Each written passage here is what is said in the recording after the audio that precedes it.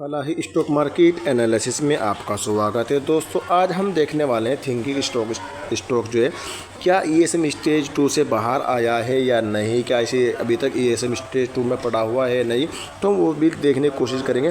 तो स्टॉक में आपको लगातार गिरावट देखने को मिले, बहुत ज़्यादा गिरावट होती हुई नज़र आई है और हम देखने की कोशिश करेंगे क्या कंपनी ने जो बोनस अपडेट दिया था क्या उसकी एक्सडेट रिकॉर्ड डेट आई है या नहीं, वो भी हम देखने की कोशिश करेंगे।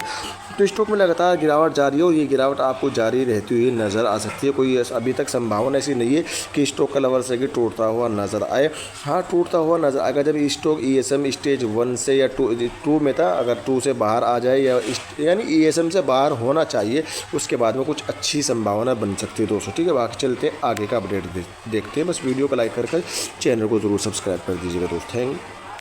देखो, अगर यहाँ पर देखा जाए तो कंपनी जो यहाँ पर जो ताकत नज़र 5 ताकतें हैं, 12 कमजोरियाँ हैं। Growth in net profit with increasing profit margin quarter to quarter तो कंपनी अच्छी परफॉर्मेंस करती है नजर आई, अच्छा प्रदर्शन कर रही है।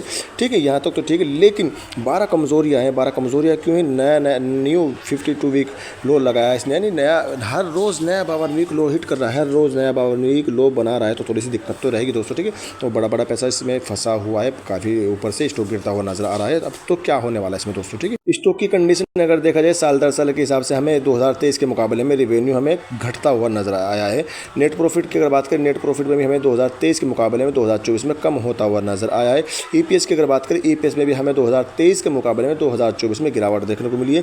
बीवीपीएस की अगर बात करें, बीवीपीएस में हम उछाल देखने को मिल रहा है साल दर साल के हिसाब से, अच्छी बात है।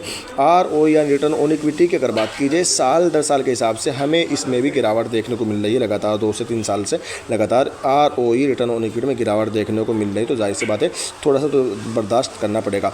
डेट की अगर बात करें, डेट हमें कम होता हुआ नजर आया है, लेकिन 2023 और 2024 में हमें कोई बदलाव देखने को मिल रहा नहीं है दोस्तों। ठीक है, आगे की तरफ चलते हैं। देखो, जो बड़े बड़े लोग थे ना, उन्होंने तो बेच के निकल गए भाई साहब। यहाँ पर आपको दिखा दूँ, 12 दिसंबर का डाटा मैं दिखा दूँ, आपको समझ में आएगा। 12 दिसंबर 2024 में ₹2.03 पर इसने ₹2.13 पर सेल कर दिए। ₹2.13 पर 6 पॉइंट यानी करीब 6% से ज़्यादा की होल्डिंग सेल की इसने, ज़बरदस्त तरीके से इसने 0.63% सेल किया है दोस्तों। ठीक है, दिसंबर का डाटा देख लीजिए, इसने भी सेल किया, करीब 6% से ज़्यादा सेल किया है। तो अगर यहाँ पर भी हम देखें, 11 दिसंबर 2024 में 2,85,00,000 के आसपास में सेल किया गया ज़बरदस्त तरीके से, यानी ₹2.13 पर, ₹2.11 पर, ₹2.10 पर, यानी ₹2 प्लस में पब्लिक को पूरा माल चिपका दिया है। और स्टॉक में ₹2.13 से लेकर अब तक लवर सर्किट लगता हुआ नजर आ रहा है। वो लवर सर्किट भी तो ज़बरदस्त तरीके से करोड़ों में शेयर बाइंग सेलिंग प्रेशर लगा हुआ, खुलता हुआ नजर ही नहीं आ रहा।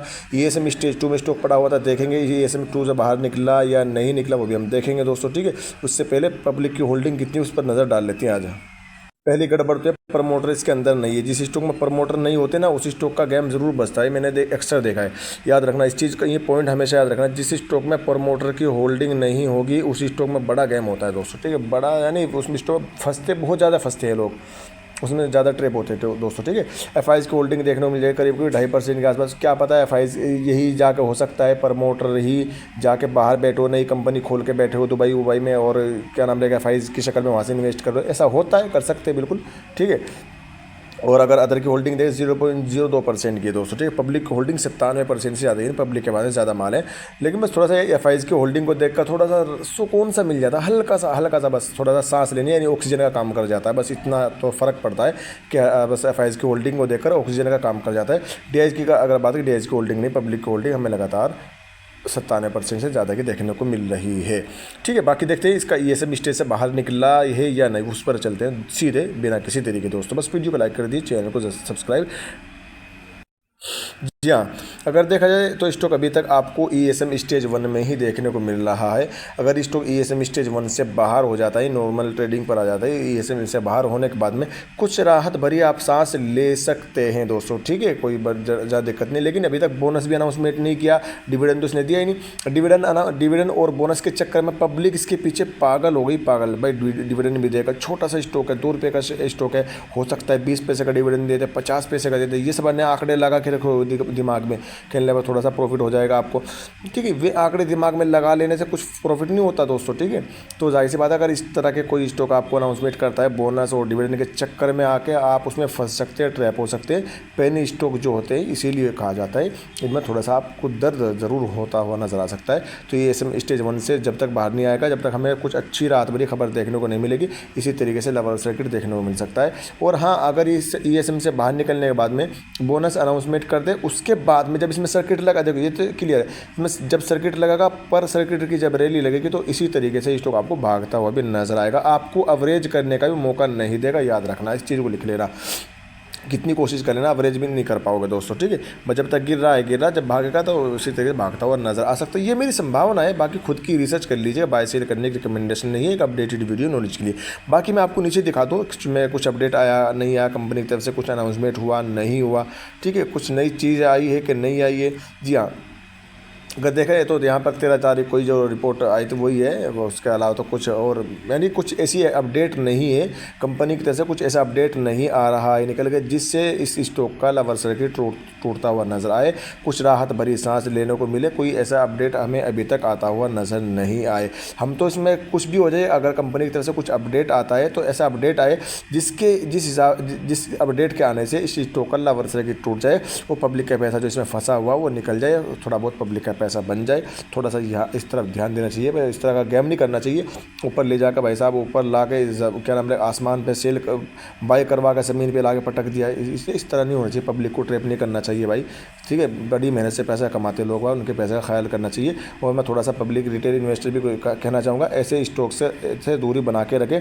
और इस तरह की अगर आप कोई न्यूज़ देखने को मिलती है, यानी देखो बड़े जो प्लेटफार्म होते हैं उनका काम होता है पैसे लेके अपडेट देना, ठीक है। कोई भाई मेरे इस चीज़ का ऐड कर दे, ठीक है, इसका ऐड चला ज़बरदस्त तरीके से ऐड चला, इसमें हर फेसबुक पर है, यूट्यूब पर ऐड चला भाई, थिंकिंग पिक्चर सब जगह इसी का ऐड चल रहा था, ले लो मज़े।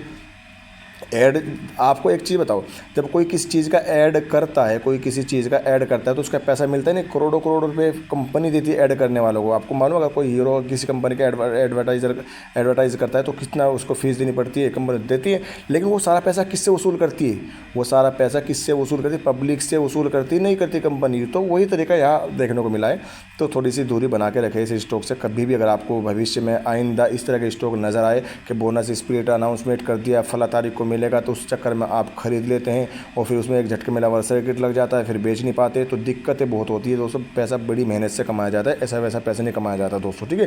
तो इस तरह के और भी बहुत सारे स्टॉक है जिनकी ट्रेडिंग भी बंद होती है नजर आई है दोस्तों, ठीक है। अभी तक उनकी ट्रेडिंग चालू नहीं है, डिलिस्ट नहीं हुई, लेकिन हाँ ट्रेडिंग बंद है, सस्पेंड कर दी गई है किसी वजह से, ठीक है। तो इस तरह अगर किसी स्टॉक में दिक्कत आती है तो आप भारी नुकसान उठा सकते हैं दोस्तों, ठीक है। यानी आपका पैसा कुछ समय के लिए होल्ड हो जाएगा दोस्तों, ठीक है, आप कुछ नहीं कर पाओगे दोस्तों, ठीक है। तो मुझे उम्मीद है वीडियो अच्छी लगी होगी, लाइक करिएगा। चैनल पर पहली बार आपने विजिट किया, प्लीज़ चैनल को जरूर सब्सक्राइब कर दीजिएगा। इस तरह की वीडियो बनाने के लिए हमारे चैनल को जरूर सब्सक्राइब कर दीजिए। Thanks for watching video.